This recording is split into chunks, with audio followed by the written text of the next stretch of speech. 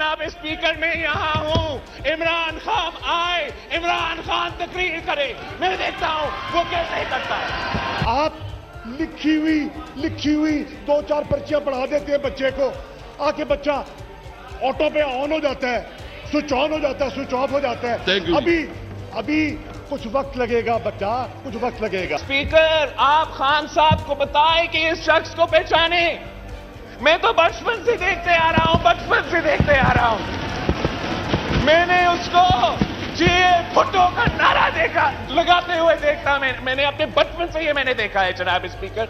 अपना वजारत बचाने के लिए मैंने तो इस फाजिल मेंबर को अगली बारी फिर जरदारी का नारा लगाते हुए देखा। और आप देखिए वो आपका वजीर आजम के साथ क्या करता है। जनाब स्पीकर, पीपल्स पार्टी के कायद ने कहा ये मुझे बड़ी अच्छी तरह जानते हैं।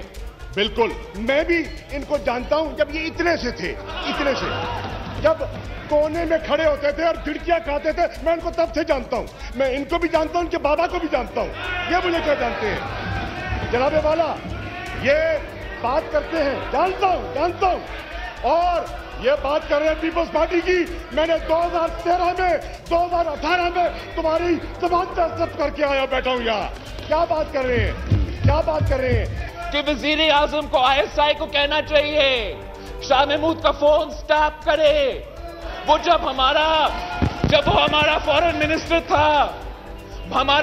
मिनिस्टर था तो दुनिया में कैंपेन करता था कि यूसुफ रज़ा गिलानी को नहीं, मुझे वजीर आजम बना दो। थैंक यू जी, थैंक यू। मैं आपके सामने सच लेकर आ रहा हूं। यही तो वजह है कि इसको फारिग किया गया था वजारत से।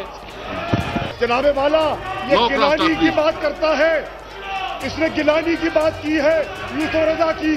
कम से कम उसको मुक्का का लीडर ऑफ द ऑपोजिशन तो ना बनाया होता।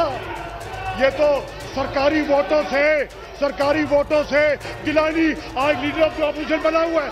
अपने गिरबान में झांक के